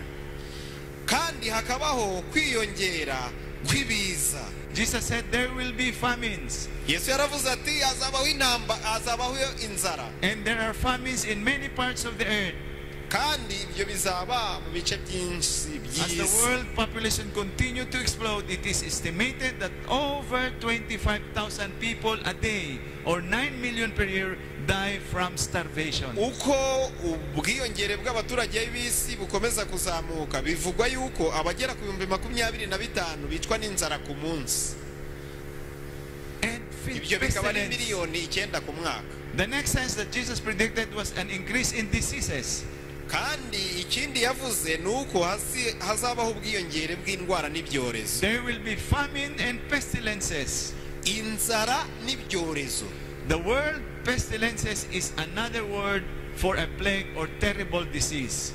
Iririya jambo dusobanura nk'icyorezo ni indwara y'igikatu cyangwa se indwara ibiteye ubwoba. And in spite of all that modern medicine can do, AIDS, malaria, pneumonia, tuberculosis, Ebola, syphilis, gonorrhea, cholera, SARS, and even strain of the flu have killed millions. Kandi nubwo turi mu isi iteye imbere mu bijyanye n'ubuvuzi bibasha gukora byinshi, ntacyo birimo gukora kuri sida, kuri malaria, ku musonga, ku gituntu, kuri Ebola, kuri sifilisi na ziriya ndwara zindi zirimo na kolera ndetse n'ibicurane byica miliyoni nyinshi z'abantu. In 2020-21, millions have died because of COVID-19. 2021 hapfuye miliyoni nyinshi z'abantu bahitanywe na kiriya kiza cya COVID. The societal and economic cause of lifestyle diseases, which are the result of our choices in diet and health and habits, are rapidly increasing. Indwara zigenda ziyongera zigahitana abantu benshi biturutse ku buryo twahisemo kubaho haba mu mirire yacu, byo nabyo bikaduteza indwara. Because of our lifestyle we get heart disease, diabetes and cancers. Za kanseri na za diabete biturutse kuri ayo mahitamo yacu. But perhaps the most troubling are the diseases for which we know neither the cause nor the cure. Ariko kandi ikiba kigoranye cyane ni za ndwara tutabasha kubonera umuti kandi tutamenya naho zituruka. But Isaiah 51:6, lift up your eyes to the heavens and look on the earth beneath. Ariko hari icyo Yesaya yavuze mu gice 51:6, nimwubura amaso yanyu murebe hejuru, murebe no ku isi hasi. For the heavens will vanish away like smoke and the earth will grow old like garment. Ijuru rizatamuruka nk'umwotsi n'isi izasaza nk'umwambaro. Indeed, air and water pollution take a heavy toll on the health of the planet and its inhabitants. Aho tubona yuko ngo isi n'abayibamo bazapfa nk'isazi. And there will be earthquakes in various places. Twabonye ngo hazabaho n'ibishyitsi cyangwa imitingito hamwe na hamwe. It is not that there weren't earthquakes before. It's just that they have been happening in more often in recent centuries. Ntabwo ari uko na mbere hatabaga hariho imitingito, ahubwo nuko bizabaho mu bukana bukabije. The earthquakes are also getting stronger and causing much more damage. Ubu imitingito nayo isigaye izana ubukana bwinshi kandi ikarimbura abantu benshi n'ibintu byinshi. Thousands and even hundreds of thousands are dying in one quake or tsunami. Abantu ibihumbi byinshi cyangwa se amagana menshi bapfa mu mutingito umwe cyangwa tsunami imwe ibaye. As I've said last Sunday, 220,000 people died in the last tsunami in 2004. nkuko nabivuze kuwa mbere w'isabato mu cyigisho twabonye abagera ku 220 baguye muri tsunami yabaye muri 2004. In the last 90 years, earthquakes have caused more than 1.5 billion deaths. Ahagana mu myaka mu myaka 90 ishize imitingito yishe abantu benshi barenga miliyari 1 n'igice. And another sign, there will be great earthquakes in various places and famines and pestilences. Kandi twabonye ngo kandi mu isi hamwe hazabaho ibishyitsi bikomeye, hazabaho inzara n'ibyorezo by'indwara. And there will be fearful sights and great signs from heaven. Hazabaho n'ibitera ubwoba n'ibimenyetso bikomeye biva mu ijuru. And there will be sign in the sun, in the moon, and in the stars. Kandi hazabaho n'ibimenyetso ku zuba, ku kwezi no ku nyenyeri. And on the earth distress of nation with perplexity, the sea and the waves roaring. Kandi no ku isi abantu bazababara bumirwe bumvise inyanja n'umuraba bihorera. All across the globe we have seen an extraordinary weather. Umva hirya no hino ku isi ibintu biriho biteye ubwoba. Typhoons and hurricanes with the tidal surges, tsunamis, tornadoes, and volcanoes, all taking a great toll in the property and lives. Biriya by'imyuzure, inkubi z'imiyaga bigenda bihuha ndetse na za tsunami no kuruka kw'ibirunga, ibyo byose biteza akaga gakomeye. But the Bible gives us yet another sign. Ariko Bibiliya ntigarukiraho, iduha n'ikindi kimenyetso. It says there will be deteriorating morality and ethnics at the end of time. Bibiliya inatubwira yuko imico y'abantu izononekara uko tuzaba dusatira imperuka. Jesus compared condition on the earth in the last days to Sodom and Gomorrah. Yesu yagereranyije isi myifatire y'abazaba ariho mu gihe kirangira ry'isi n'abo mu gihe cya Sodomu na Gomora. These two cities that were so sinful that God finally destroyed them with fire from heaven. Iriya migi yari yariyononnye cyane ku buryo byateye Imana kuyirimbura. Luke 17:28 to 30 it says, likewise as it was also in the days of Lot, even so will it be in the day when the Son of Man is revealed. No mu minsi ya Loti nayo niko byari bimeze. Sodom and Gomorrah and the cities around them in a similar manner to this. Jude 1:7. Tugasoma no muri Yuda igice cya 7 ngo kandi ni Sodomu ni Gomora n'imidugudu yari ihereranye naho ngo kuko abaho nabo bitanze bakiha ubusambanyi, having given themselves over to sexual immorality and gone after strange flesh. Bitanze bakiha ubusambanyi bagakoresha imibiri yabo mu buryo itagenewe. And another, we have studied this last Sunday, 2 Timothy 3:2 and 5. For men will be lovers of themselves, lovers of money, boasters and proud. Ikindi kimenyetso nicyo twize kuwa mbere w'isabato, icyo havuzwe muri Timoteyo, kuko abantu bazabikunda bakunda impiya, birarira, bibona, batukana, batumvira ababyeyi babo. Blasphemers, disobedient to parents, unthankful, unholy, unloving. Batumvira ababyeyi babo, indashima, batarabera. In the last days, people will be unforgiving, slanderers, without self-control, and brutal. Kandi mu minsi y'imperuka abantu bazaba nta mpuhwe bagira, bikunda, batababarira, ndetse ari abanyamahane n'abagome. Despiser of good, traitors, headstrong, lovers of pleasure rather than lovers of God. Ari abantu basuzugura, ari abagambanyi, ndetse bakunda ibinezeza aho gukunda Imana. Today when you introduce God, they are not interested. People are not interested when you introduce God to them. Muri iki gihe iyo ugerageje kubwira abantu Imana ubona bitabashishikaje. It is just a fulfillment of what has been prophesied, that this will be the sign of the end time. Ibi biba bigaragaza gusohora kw'iki cyavuzwe ko kizaranga iminsi y'imperuka. People are having a form of godliness but denying its powers. Abantu bagerageza kubaho bagaragaza imibereho yo kwera ariko badahuza nayo. 2 Timothy 3:13, but evil men and impostors will grow worse and worse, urwa kabiri rwa deceiving and timoteyo being deceived. 3:13 niho bavuga ngo kandi abantu babi n'abiyita uko batari bazarushaho kuba babi bayobya bakanayobyikwa. Sounds a lot like today, doesn't it? None se ibyo siko bimeze muri iki gihe cya none? This is the situations we have now. Iyo niyo si tubayeho muri iki gihe cya none. And then here another one. Then if anyone says to you, look, here is Christ, and there, do not believe it. Kandi ikindi kimenyetso kikatubwira kiti icyo gihe umuntu nababwira ati dore Kristo ari hano n'undi ati hano ntimuzabyemere.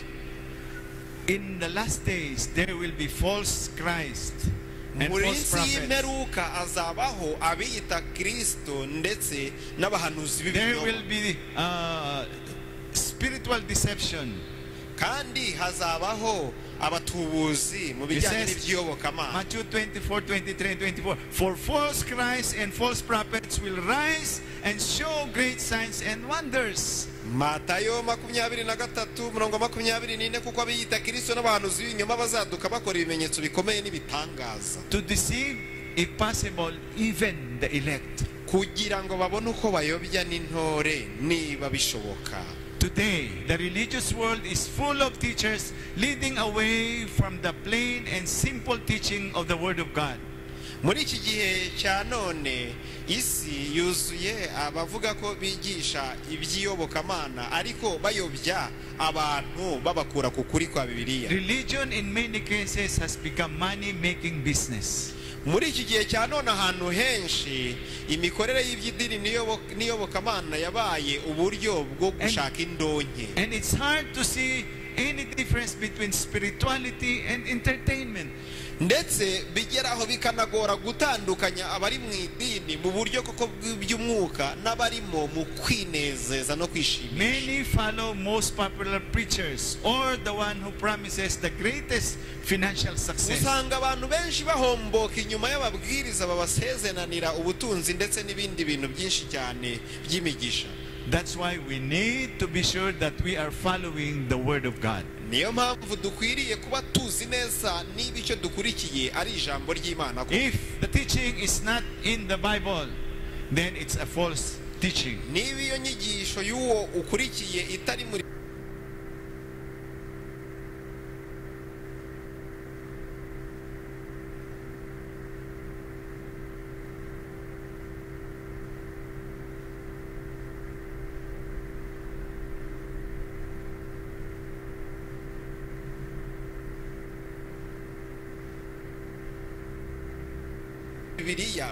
Of all signs will look at today is Jesus' predictions that the gospel will be taken to all the world. Ikimenyetso cy'imperuka gaheza dutegereje no kugukwiragizwa k'ubutumwa bwiza ku isi yose. Revelation 14:6 it says, then I saw another angel flying in the midst of heaven, having the everlasting gospel. Niyo mpamvu dusoma mu Byashuwe 14:6 ngo nuko mbona marayika wundi aguruka aringanije ijuru afite ubutumwa bwiza bw'iteka ryose ngo abubwire abari mu isi mu mahanga yose n'imiryango yose. In the book of Revelation, God gives a description of this great announcement. Mu Byashuwe 14 niho tubona ubwo kwamamazwa k'ubutumwa bwiza bisobanura. The angel here are the messengers.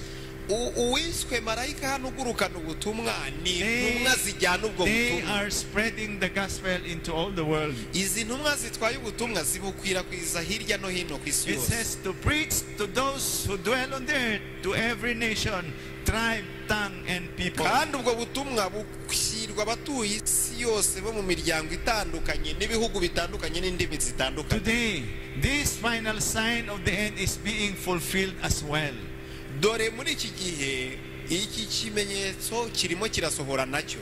Even by this very meeting, this Dore meeting, n'iri teraniro turimo ubwaryo ni ugusohoza iki this kimenyetso. is a fulfillment of the last signs before the end. Nukuzura ku iki kimenyetso gaheza kizaranga kuza kwa Yesu. This is the part of taking the everlasting gospel to every creature. ahangaha duteraniye muri iri teraniro ni umwe mu bigabane igize uku gukwiragiza ubutumwa ku isi yose. The gospel is being proclaimed by television. Ubutumwa bwiza bwigishwa kuri televiziyo. It's being proclaimed by radio. Bucishwa ku maradiyo. Evangelistic meeting like this. Mu materaniro y'ivugabutumwa nk'iri ngiri dufita. The internet, personal Bible studies, and correspondence courses around the globe. Bucishwa kuri interinete.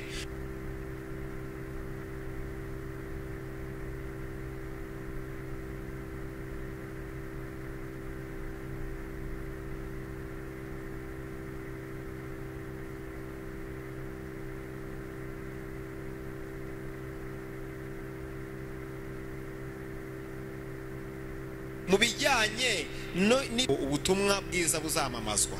The very last sign is the preaching of the gospel of Jesus Christ. Ikimenyetso kigomba gusoza kigaragaza kugaruka kwa Yesu. And as we preach here tonight, kandi mu gihe turimo kubwiriza iri jambo ry'Imana muri uyu mugoroba, iki kimenyetso ubu kirasohoye. You know why?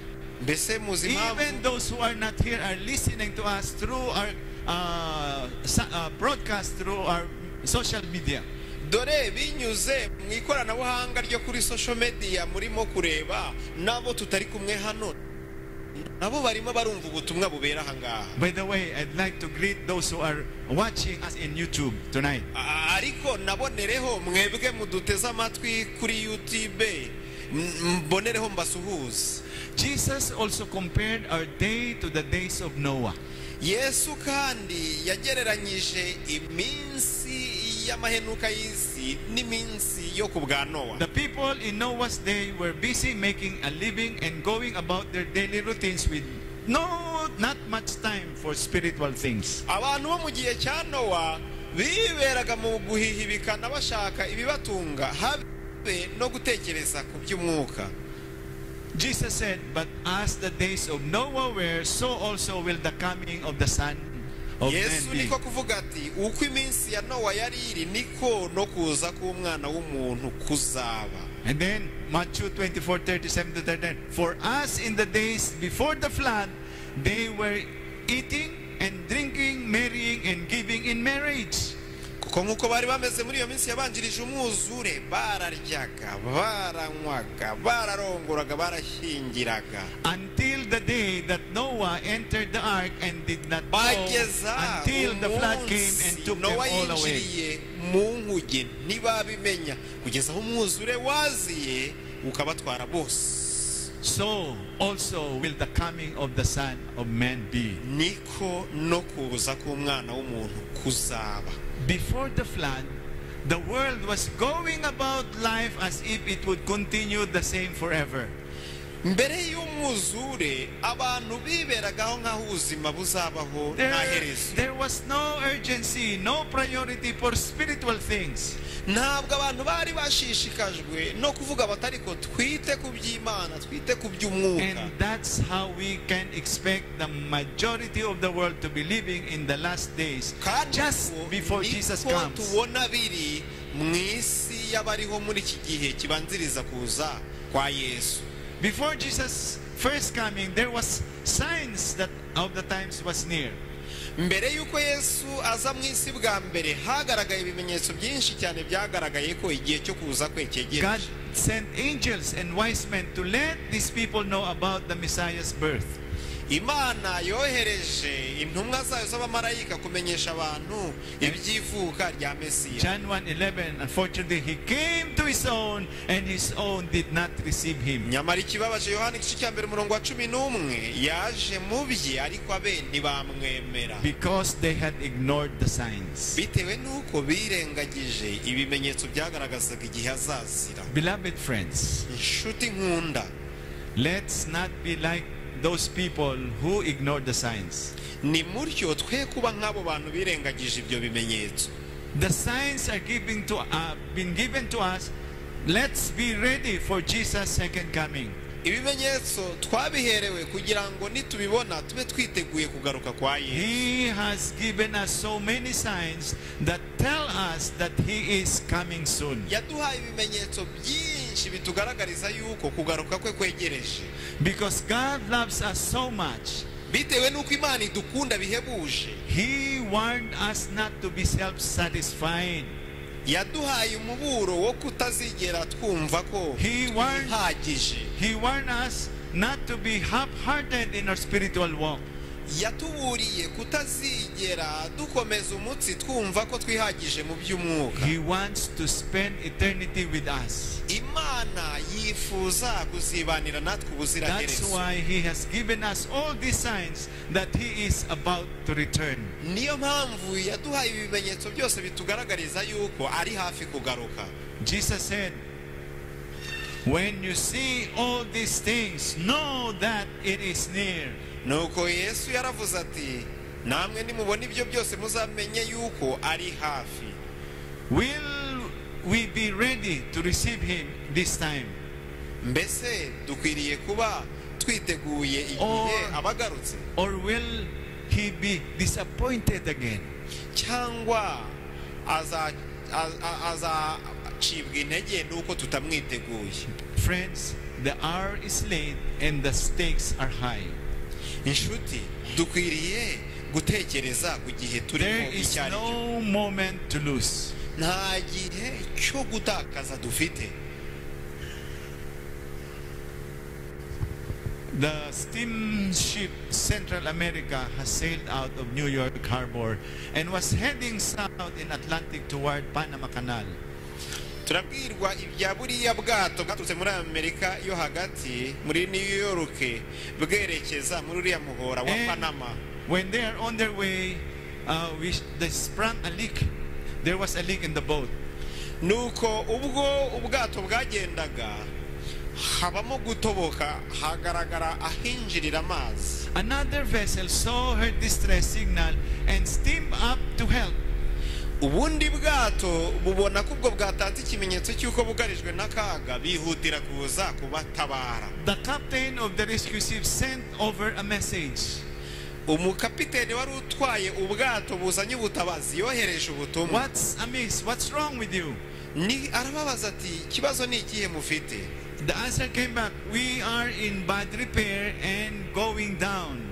Abo mu bwato bwari bwugarijwe n'akaga ko kuba bwazika barabwira bati ubwato bwacu bumerewe nabi burimo buragenda bushaka kwibira kuri gita. And but said, don't worry, lie by till morning, just wait until morning. Ariko barabwira bati nta kibazo turategereza kugeza The rescuer could see the steamship listing in the water and replied, let me take your passenger on board now. Ubwo bwato bwari buzanye ubutabazi. Kapiteni arabwira ati ariko nimureke abagenzi bari muri ubwo bwato tubatware muri ubu bwacu. But night had fallen and the captain of the Central America didn't want to risk transferring passengers in the dark. Ariko kubera ko ijoro ryari ryamaze kugwa, uyu mukapiteni wari utwaye ubwato bwavuye New York yaravuze ati singiye kwishyiraho umugogoro wo kwimura abagenzi mbavana muri ubu bwato mbazana muri ubu. So the captain of that sinking ship replied, wait till morning. Nuko uwo mukapiteni w'ubwo bwato bwari bwugarijwe no kuza kurigita mu mazi avuga ati tegereza ariko buze gucya. The other captain sent another message insisting that action should be done now. Uwo mukapiteni wundi w'ubwato buzanye ubutabazi akomeza kohereza ubutumwa abwira ati ariko ibyo bikwiriye kuba bikorwa aka kanya. But the other refused and said he had to wait some distance off in the gathering night. Ariko bari bakeneye gutabarwa. Kapiteni w'ubwato ati oya nimutegereze nyine buze gucya. His staff on the bridge could make out the lights of the Central America bobbing in the waves. Ubwo rero ubwo bwato bwagiye bugaragaza ibimenyetso bitandukanye. And then about an hour and a half later they watched in horror as those lights disappeared. Nuko rero mu gihe kitari kinini cyane baza no kubona amatara ya bwa bwato azimye.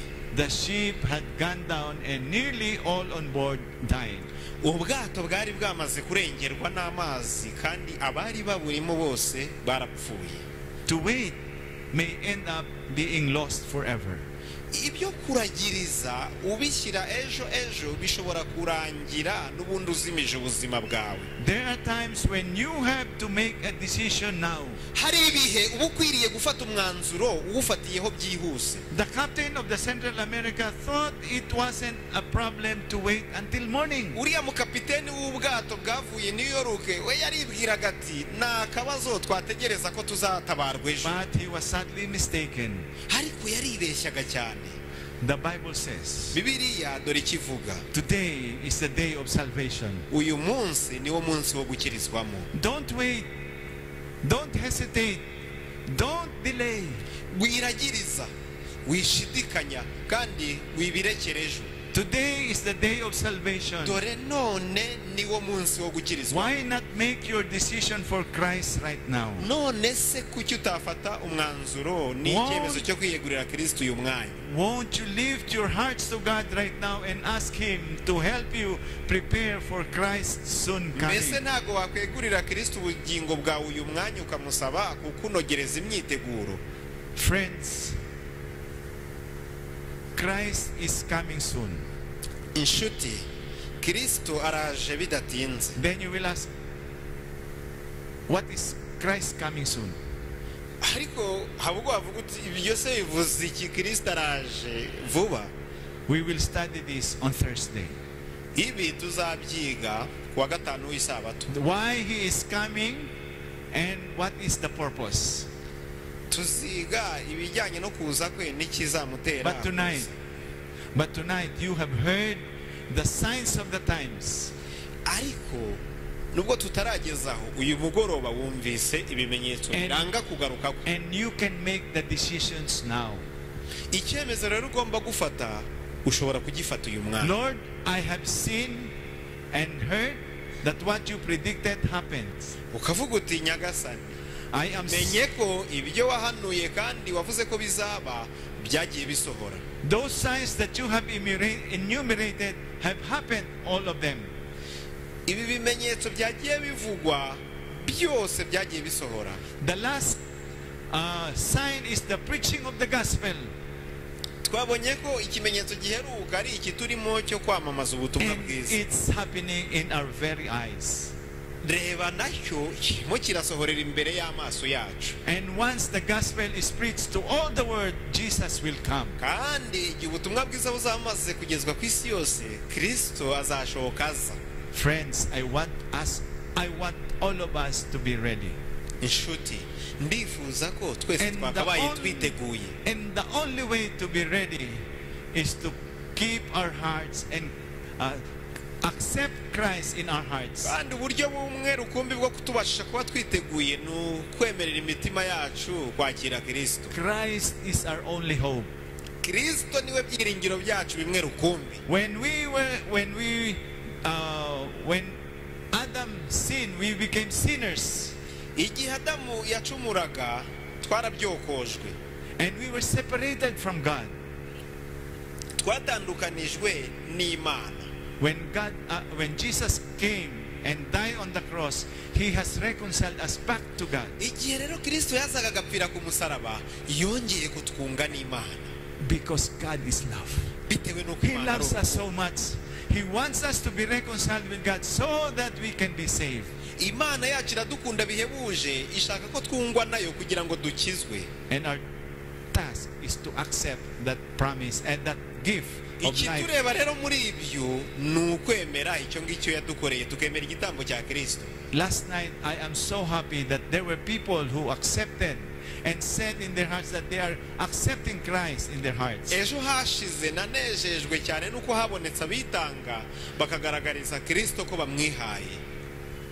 To me, I don't know all of you, but those who stood last night, can you stand again tonight? njyewe mu by'ukuri simbazi, ariko ba bandi batambutse bakaza hano imbere bakitanga, mwahaguruka nanone. You want again to show Christ that you really accepted Him.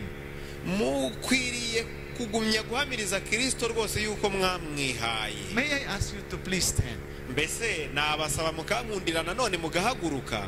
You know, when you stand, you are encouraging others to make the same decision. erega iyo uhagurutse ubu nateye abandi umwete kugira ngo nabo bahaguruke bafate icyo cyemezo. May I see those who stood up last night, can they stand again? Mbese bari bahagurutse bakaza hano imbere ejo hashize bankundira bagahaguruka nkababona. By standing, you are encouraging others to make the same decision. Muri uko guhaguruka rwose murakoze kuko murimo muratera umwete n'abandi gufata icyo cyemezo. Again, we want to pray for you. N'ubundi turacyifuza And I'm going to kubasengera. call Pastor DJ to pray for you. So, Kandi ndi busabe Pastor Didier abasengere. can you come close here so that Pastor DJ can pray for N'ubundi you? mwakunda mugatera intambwe muzandi imbere Pastor Didier akabasengera. We want this special prayer for you every night. Umva turifuza ko buri mugoroba tuzajya tubasengerera isengesho ry'umwihariko. Last night we prayed for you in the hotel. Ejo hashize natwe nk'umuryango wacu kuri hoteli God twarabasengeye. bless you, my sister. God bless you, my brother. Imana ibaha umugisha We want bashiki to pray banjye, for Imana you. ibaha umugisha abavandimwe banjye. This world is coming to an end very, very soon. Bidatinze iyi si bigeze ku iherezo ryayo. And we want you to be strong in this faith that you have accepted. Kandi turabifuriza gushikama muri iki cyemezo mwafashe. We want to commit you to our Lord Jesus Christ. Turifuza kubaragiza Yesu Kristo. We will pray that the Holy Spirit will possess you so that you will have the power of that love that Christ has given you. Turabasengera kugira ngo mwuka muziranenge abuzuze imbaraga. Is there any more who want to join them? Nta wundi wifuza You may not have kuza made, ahangaha imbere. you may not have made the decision last night, but now you want to make that decision. Byashoboka ko Please ejo come hashize forward. utafashe icyo cyemezo ariko ubu ukaba wagifata nyabuna tambuka uze imbere So that we will also pray for you. kugira ngo nawe tugusengere. Is there any more? Nta wundi usigaye. God bless you, my brother. Umva muvandimwe wanjye, Imana iguhe umugisha. And for our members here in the church, let's pray for them silently. Kandi mwebwe bizera b'iri torero mugumye mubasengere mu mutima bucece. All the signs that Christ foretold have happened. Ibimenyetso byose Kristo yahanuye byamaze gusohora. And the very last one is happening right now. Kandi igiheruka muri byo ni iki turimo aka kanya cyo kwamamaza ubutumwa. Pastor dear, can you please pray for these precious souls? Pastor Didier nyabona wasabira aba bantu.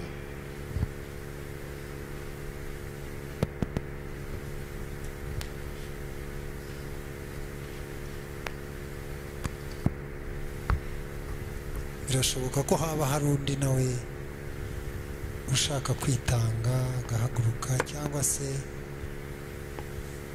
akaza gusigarana nabo kugira ngo tumushyire ku rutonde rw'abashaka kwiyegurira Imana mu mubatizo.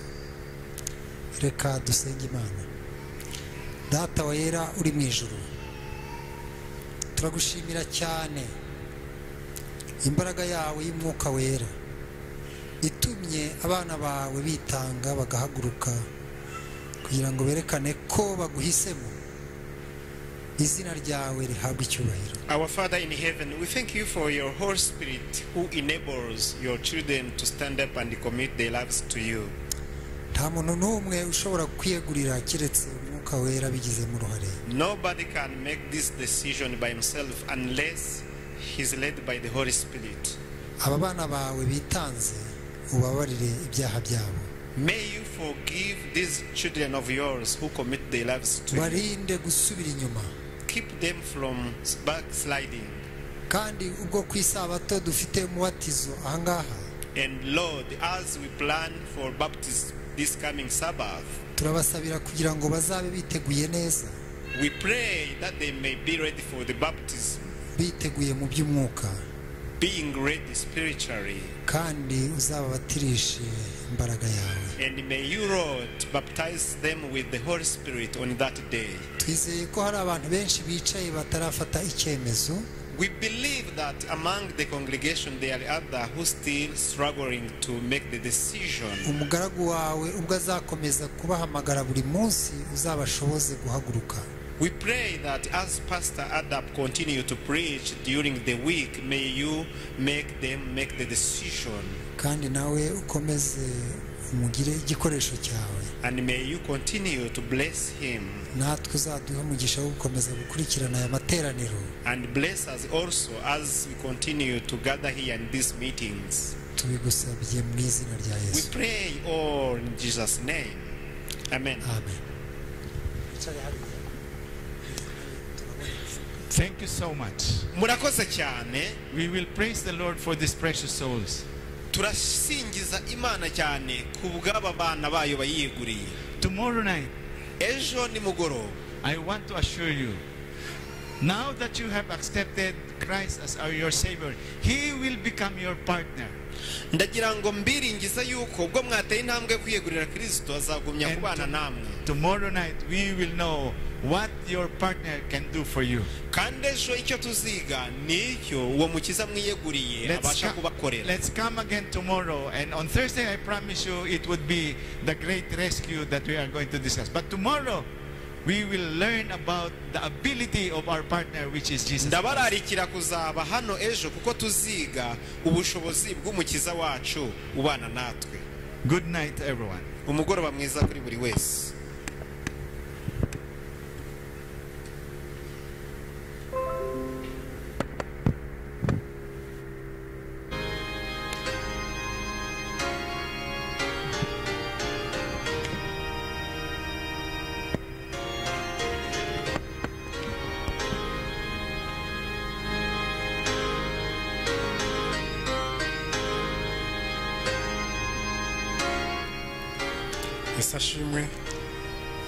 Yesu ashimwe. Ni bande banejejwe n'ubutumwa butambutse muri umugoroba.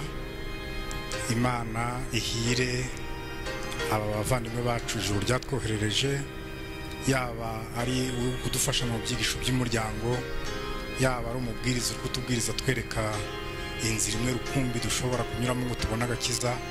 Bose Imana ibaha umugisha kandi bahamagara amazima.